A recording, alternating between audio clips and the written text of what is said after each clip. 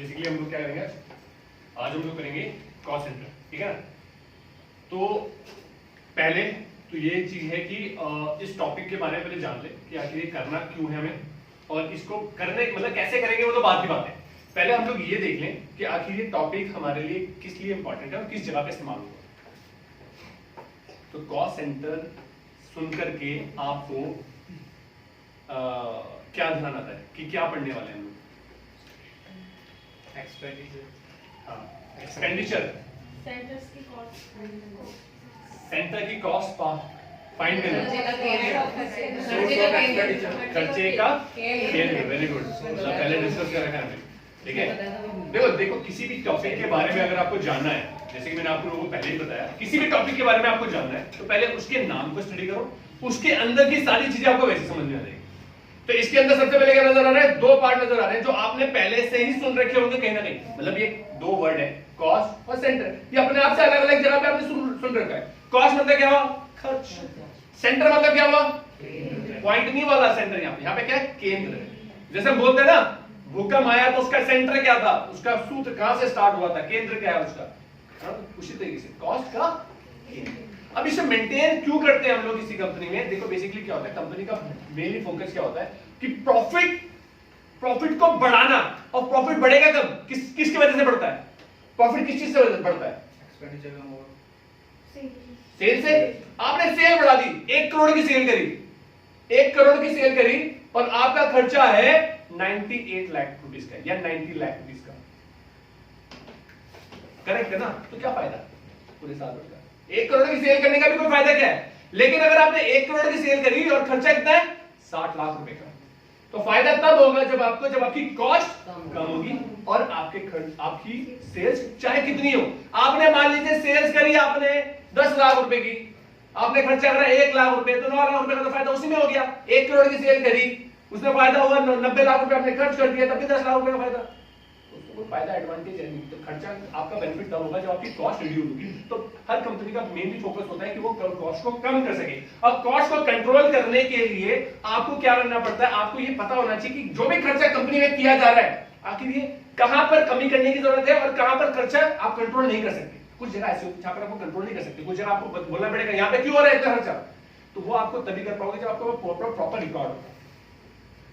हर company में ऐसा होता है कि अगर मान लीजिए एक बॉटल या एक ये भी खरीदा है, करेक्ट है, रिमोट भी खरीदा और एक प्रोजेक्टर भी खरीदा है, तो एटलीस्ट ये पता चल जाए, ये बताया जाए कि ये खर्चा किस जगह के लिए किया गया है। जैसे कि मान लीजिए अगर मैंने प्रोजेक्टर खरीदा है तो ये एडमिन डिपार्टमेंट के लिए इस्तेमाल होगा या एकेडमिक के लिए होगा, तो पता चलेगा ना कि ये जो 1 लाख रुपए का खर्चा हुआ है ये एडमिन डिपार्टमेंट का हुआ है या एकेडमिक डिपार्टमेंट का हुआ है। तो उससे आप ये कंट्रोल कर बिठा सकते हो कि यहाँ पे इतना खर्चा क्यों हो रहा है, यहाँ पे खर्चा इतना। मेरी बात समझ आ रही? किसी कंपनी में, जैसे मैंने आपको एग्जांपल पहले भी दिया था कि स्टेशनरी होती है ना, किसी कंपनी में 1-2 लाख रुपए की 1 महीने की स्टेशनरी आ जाती है। 1 लाख रुपए की आपकी स्टेशनरी 1 महीने की हो गई। अब आप कोई आपसे बॉस पूछे कि भैया 1 लाख रुपए की स्टेशनरी कहां इस्तेमाल हो रही, आपने कोई रिकॉर्ड ही नहीं मेंटेन करा हुआ है, तो आप क्या करोगे? सारे खर्चे को कहां डाल दोगे? टोटल लमसम में डाल दिया। अगर आपसे बॉस पूछे कि 1 लाख की खर्ची कहां हो रही है, कहते सब कंपनी में इस्तेमाल हो रहा है, हमें क्या पता कौन। अब मैं अगर आप किसी उस खर्चे को कम करना चाहता हूं तो मैं क्या बोलूं उसे कि कैसे खर्च कम करें? अगर मेरे पे प्रॉपर रिकॉर्ड होगा कि 1 लाख रुपए की स्टेशनरी में एडमिन में इतने चलेगी, एकेडमिक में इतनी गई, इसमें इतनी गई, तो मैं बोल सकता हूं ना कि एकेडमिक में स्टेशनरी इतनी ज्यादा इस्तेमाल क्यों हो रही है। यहाँ पे इस्तेमाल ज्यादा होना नहीं चाहिए क्योंकि पेपर वर्क का ज्यादा इस्तेमाल होता नहीं है, क्योंकि यहाँ पे सारी क्लासेस प्रोजेक्टर पे चलती हैं।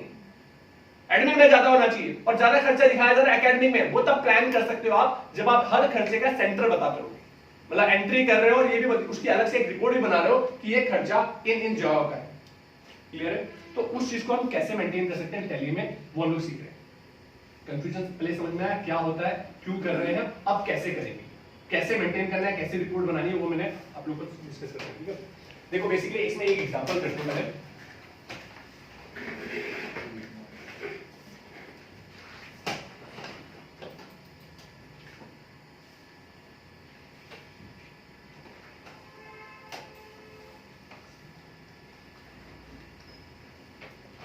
तो हमने यहाँ पे एग्जांपल लिया कि मैं एज अ बॉस मैंने आप लोगों को एडवर्टीजमेंट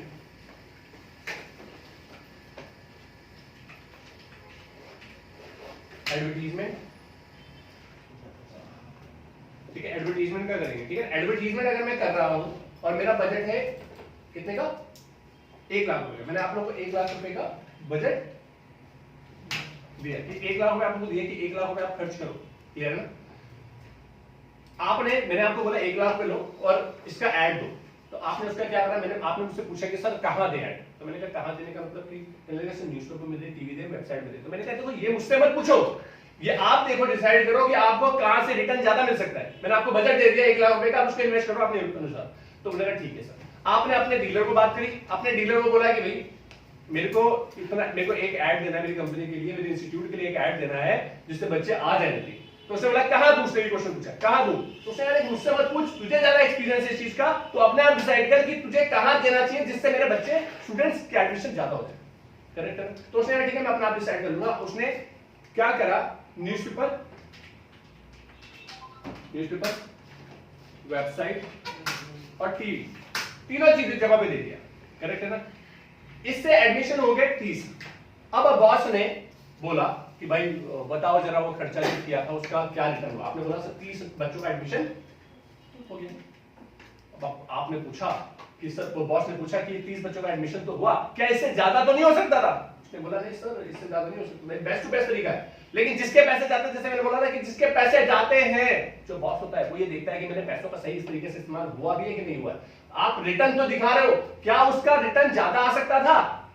तो वो मैं एक बार देखूंगा तो चेक तो करूंगा। तो मैंने बोला कि भाई, बॉस ने बोला कि भाई एक काम करो, मुझे बताओ तीनों से अलग अलग, जो आपने ऐड दिया था उनसे अलग अलग एडमिशन होने वाले कितने थे।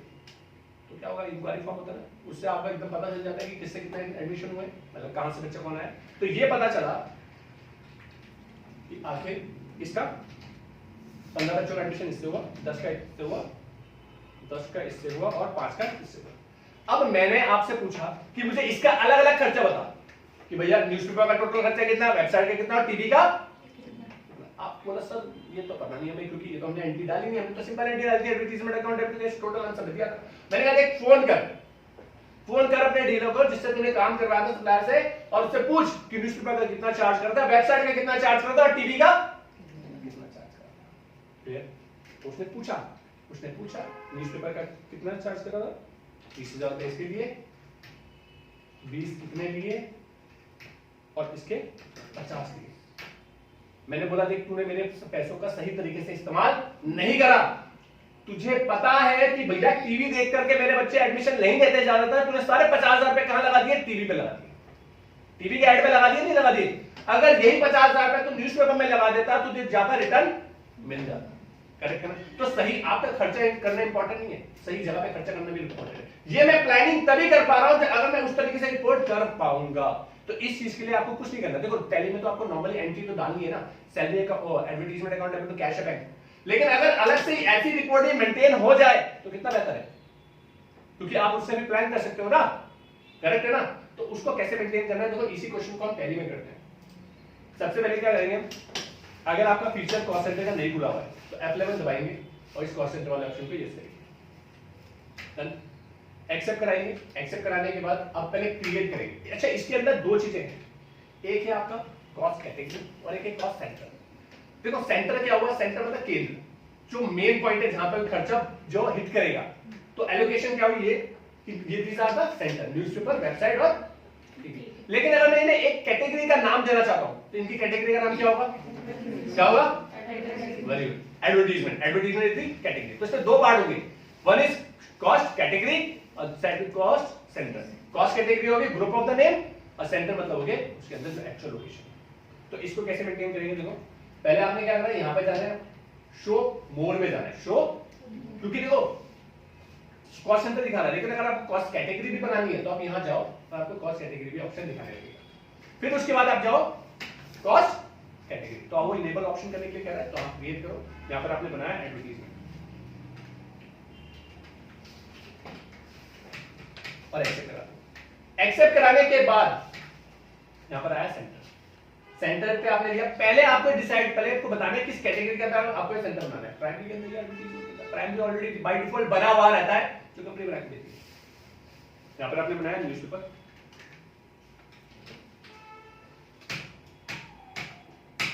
ठीक है, वेबसाइट और टीवी। इन केस अगर जैसे कि मान लीजिए सब सेंटर बनाना है आपको, जैसे न्यूज़पेपर के अंदर भी 2 कैटेगरी बनानी है, 3 कैटेगरी बनानी है, times of India, Hindustan times, तो आप वो भी बना सकते हो। जैसे आप यहां पे लिखोगे हिंदुस्तान टाइम्स और यहां पर पूछा जाएगा, यहां पे डाल दोगे आप न्यूज़पेपर, क्योंकि देखो ऊपर आपने क्या बनाया था, न्यूज़पेपर किसके अंदर बना हुआ, एडवर्टाइजमेंट के अंदर। अब आपको न्यूज़पेपर के अंदर कोई सब सेंटर बनाने हैं तो आप ऐसे रखते हैं, आप बना सकते हो, कोई दिक्कत तो नहीं इसमें। किसी को कोई कंफ्यूजन हो रहा तो आप तो पूछ सकते हैं। आगे बढ़े, क्लियर। इसके बाद अब इसके रिलेटेड एंट्री करेंगे, तो मैं यहां पे गए और एंट्री करी। एंट्री पहले पास करने के लिए वाउचर सेलेक्ट करा, पेमेंट कर रहे हैं, एडवर्टाइजमेंट। अभी तक मैंने लेजर नहीं बनाया, जो मैंने एडवर्टाइजमेंट बनाया था that is cost category, it is not a ledger, so we will create ledger that is advertisement indirect. हाँ, काफी सारे बच्चे इसमें मिस्टेक करते हैं, लेजर तो बना रहे हैं लेकिन उन्होंने यहाँ पे देखो, अगर देखो क्या होता है ना, टैली एक ऐसा फंक्शन है उसमें आपको ना सारी तरीके की सहूलत दी गई है। आप कुछ खर्चों का हिसाब बताना चाहते हो, मे भी हो सकता है कुछ खर्चे आप चाहते हो कि उसको आप बता नहीं चाहते कि ये किस जगह का है, वो लमसम में डालना चाहते हो। तो अगर आपने सब जगह पे कॉस्ट सेंटर असाइन कर दिया तो आपको हर जगह बताना पड़ेगा। तो टैली ने बोला कि जब आप लेजर बना रहे हो तो जिस लेजर का आप कॉस्ट सेंटर असाइन करना मतलब मैंडेटरी करना चाहते हो उसमें तो आप ये ऑप्शन यस कर दो, और जिस ऑप्शन जिसमें आप ये नो रखोगे उसमें आपसे कॉस्ट सेंटर के बारे में पूछेगा ही नहीं, वो लमसम में डाल देगा। मेरी बात समझ में आ रही है, क्लियर है। तो आप जिसमें बताना चाहते हो, क्योंकि अगर आपने ये यस कर दिया फिर आपके लिए कोई ऑप्शन नहीं, फिर आपको बताना ही पड़ेगा कि ये खर्चे इस खर्चे से रिलेटेड कौन कहां पे ये करेंगे, ठीक है, इसकी एलोकेशन करनी पड़ेगी। यहां पर आप गए, इसे नॉट एप्लीकेबल कर दो, जैसे से रिलेटेड कुछ करने हैं तो बाद में लिखेंगे इसे। हमने वैल्यू डाली यहां पर 1 लाख। यहां पर पूछा पहले क्या पूछा है, कैटेगरी। अभी कैटेगरी आपको सेलेक्ट करनी है, तो स्पेस बार दबाते हैं जब भी कोई सेलेक्ट करते हैं। यहां पे सेलेक्ट करने के लिए स्पेस बार आया तो कैटेगरी आपकी आ गई, एडवर्टाइजमेंट आपने सेलेक्ट करा, देन कॉस्ट सेंटर जो भी उस कैटेगरी के अंदर बना रखोगे आपने उसे सेलेक्ट करना है और उसमें वैल्यू डाल देनी है। कुछ डिफिकल्टी है ही नहीं इसमें, आपको सिर्फ आपको कॉस्ट कैटेगरी और कॉस्ट सेंटर क्रिएट करना आना चाहिए, इसके अलावा कुछ बचा ही नहीं।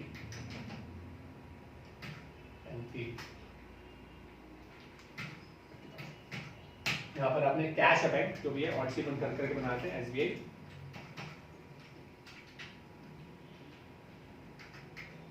ऐसे कराया हमने, अब ये नेगेटिव जा रहा है, मुझे जाने दो, कोई दिक्कत नहीं, ठीक है। चेक नंबर डाल करके और नरेशन डाल करके एक्सेप्ट करा।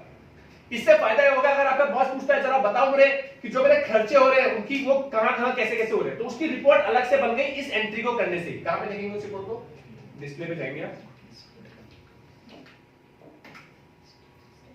स्टेटमेंट ऑफ अकाउंट में जाएंगे, then cost centre, then categories wise. आपको कैटेगरी वाइज रिपोर्ट देखनी है, यहां पे गए आपको रिपोर्ट मिल जाएगी, इसका प्रिंट आउट निकालो, बॉस को दिखा दो, ऑन द स्पॉट बन गया, आपके लिए कोई दिक्कत ही नहीं है। अब हर मूवमेंट पे देख सकते हो कि आपके खर्चे कहां हो रहे हैं, जैसे आप एंट्री डालते रहोगे हमेशा इसमें वैल्यू में ऐड होता रहेगा। इतना समझ आ गया,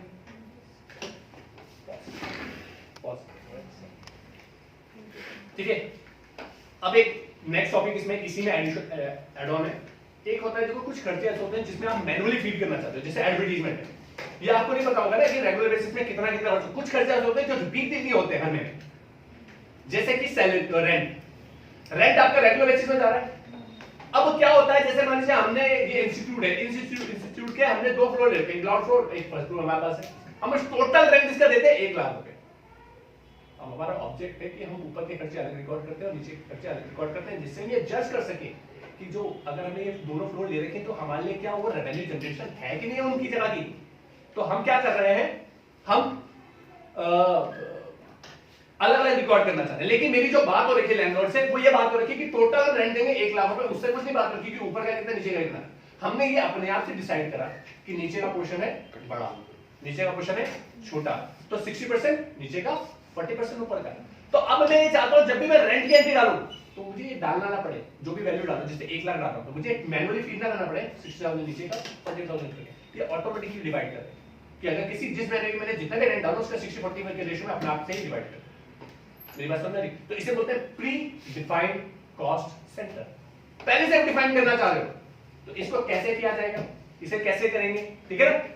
देखो किसी को पता है कहां से करेंगे, कहां से करेंगे, क्या करना पड़ेगा मुझे इसके लिए,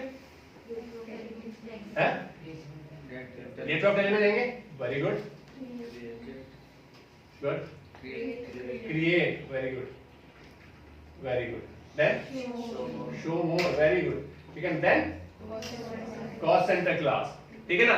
जब कभी भी, लेकिन कॉस्ट सेंटर क्लास में क्या सेट करते हैं, परसेंटेज सेट करते हैं 21 का परसेंट, लेकिन परसेंटेज सेट करने के लिए वो कैटेगरी और सेंटर भी तो बने हुए होने चाहिए पहले से, तो वो तो हमारे पास है ही नहीं ना अभी। रेंट और ग्राउंड फ्लोर फर्स्ट फ्लोर तो है ही नहीं ना, रेंट की कैटेगरी, ग्राउंड फ्लोर और फर्स्ट फ्लोर, कॉस्ट सेंटर ये बने हुए नहीं है ना, पहले बनाने पड़ेंगे, तो इन्हें हम बनाएंगे पहले। हमने यहाँ बनाया category name is, very good, centre name is first floor, ground floor, ठीक है, कोई भी नाम पहले, और फर्स्ट फ्लोर,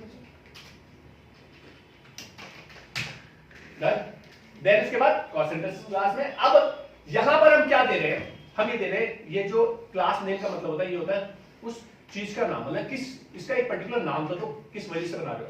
तो मैंने जैसे कुछ भी नाम दे सकते हो, रूल्स फॉर किसके लिए, रेंट, तो मैंने इसका नाम दे दिया रूल फॉर रेंट। अब ये पूछेगा रूल्स किसके ऊपर लगाना है, किस कैटेगरी के ऊपर लगाना है, तो अब यहाँ पे असाइन करोगे आप, ये रेंट के ऊपर लगाना है।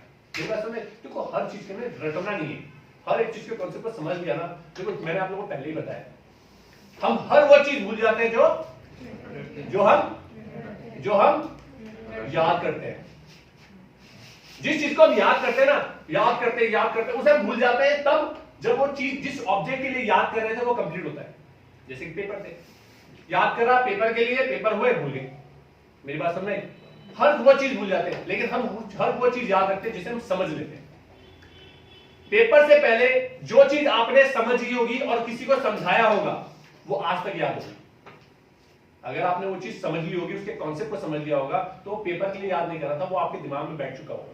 तो इसलिए हमेशा इस चीजों को समझो। तो आपको जो मैं बता रहा हूं, जैसे इसमें ये रूल फॉर रेंट दे रहा हूं, सब चीजें दे रहा हूं, तो वो क्यों दे रहा हूं, कहां पे क्या चीज टाइप कर रहा हूं उसको, तो यहां पे क्या है 60%, देन उसके बाद फर्स्ट फ्लोर का 40%, ठीक है ना।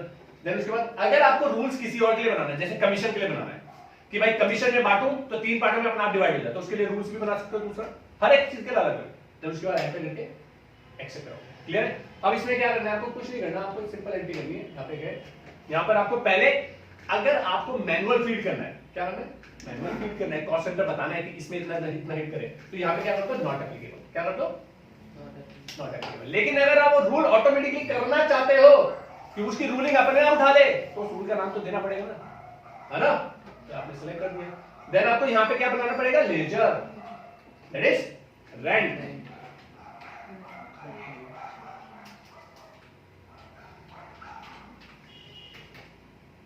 इनडायरेक्ट एक्सपेंसेस, ठीक है ना, ठीक है। ये कितना हुआ, 1 लाख, और एसबीआई के थ्रू पे करते हैं। तो अब जब आपने एंट्री करी तो उसने नहीं दिखाया कि रेंट का इतना डिवाइड करा, एंट्री करने के बाद करने के टाइम में वो नहीं दिखाएगा। लेकिन जब इस एंट्री को आप देखोगे तो देखने के 2 जगह, एक जगह है आप डिस्प्ले पे जाओ, जो डेबुक होती है उसमें जाके देख लो, है ना, या एक शॉर्टकट तरीका है, कीबोर्ड में एक की होती है that is page up, page up button दबाओ, जो लास्ट एंट्री होगी आपको वो दिख जाएगी। जैसे आप इस पे क्लिक करोगे आपको दिखा देगा, तो डिवाइड कर दिया उसने ग्राउंड फ्लोर फर्स्ट फ्लोर, ये कर दिया। और अगर आप रिपोर्ट में देखोगे तो रिपोर्ट में भी जाकर के आपको ये नजर आ जाएगा, स्टेटमेंट ऑफ अकाउंट में जाकर के देखो, स्टेटमेंट है ना, ये स्टेटमेंट है, तो इसलिए देखो हर चीज याद, मैं वही बोल रहा हूं, समझो कि इसकी क्या बनी होगी, स्टेटमेंट बनी होगी, और अकाउंट से रिलेटेड है तो अकाउंट्स में ही जाएगी, वहां पे मिलेगा, कैटेगरी वाइज देखोगे तो इसकी रिपोर्ट निकल के आएगी, परफेक्ट है, ठीक है। इसमें कोई डाउट है तो मुझसे पूछो, किसी को भी कोई डाउट, ठीक है, तो क्लियर है अभी, बहुत ही अच्छी चीज है, अगर क्लियर है तो ठीक है। इसके आगे फिर नेक्स्ट बात